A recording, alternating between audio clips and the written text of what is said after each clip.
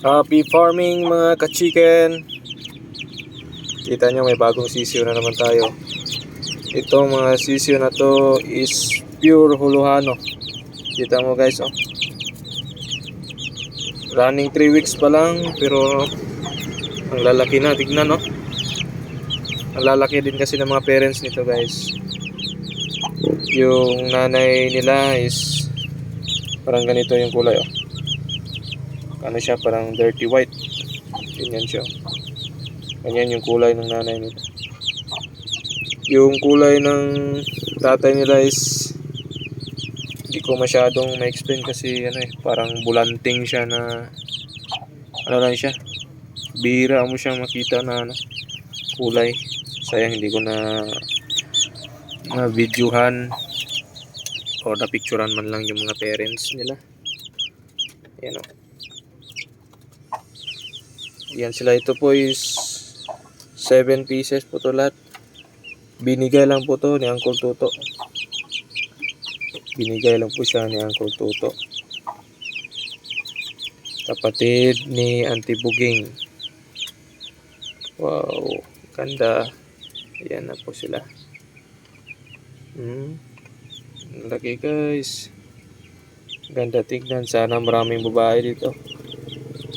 Kasi balak natin yung mga babae dito is ano natin, gawin nating inahin. So ito kaya sana babae. Ito for sure lalaki to, eh. Yan, oh. Pero ito malaki din siya. Pero maliit lang yung palong niya. Sana babae. Ito sana may babae din dito. Kasi mana sa nanay yung kulay nila. Yan. Ito kaya. Pero parang maraming lalaki dito sa ano. Masisiw na to. Sana maraming babae. Babae, sana marami. Yung mga lalaki nito, ayun ko lang. Ayan sila guys. So yun lang yung mga update natin ngayon sa bagong sisiw sa yard natin. So siya nga pala guys, yung ano pala, kung napansin nyo yung abuhin natin na inahin, yung in-upload ko sa inyo dati, yung nagsisiw. Binenta po natin lahat yung sisiw niya, 1 week old. Binili lang po ng ano, benta natin ano lang 60 pesos kada isa. Tsaka yung inahin guys, kinatay natin kasi ano siya, nanunuka siya ng balahibo ng sisiw niya. Yung isa nga nabalitan yung liig kasi nabalatan talaga, pati yung mga pakpak. Hindi siya bad sign yun guys. Hindi siya magandang ano, hindi siya magandang inahin.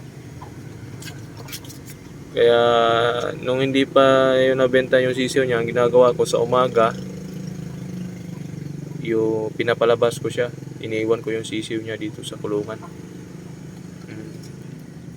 Talagang dapat agahan mo kasi pag yung nahuli ka konti, wala na, nabalatan na yung liig ng mga sisiw niya.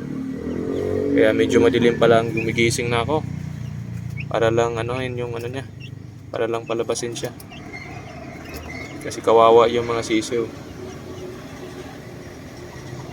Kaya ang ginawa natin, alam na guys, katay yung mga ganyang manok kasi hindi natin binenta.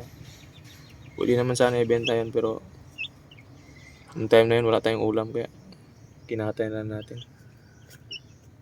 So yun guys, tingnan mo, lalaki, oh. Yan, running 3 weeks pa lang yan. Iba tutulog.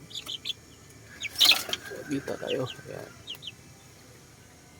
So ang gaganda. Update ko rin pala sa inyo guys yung mga natira nating manok kasi unti-unting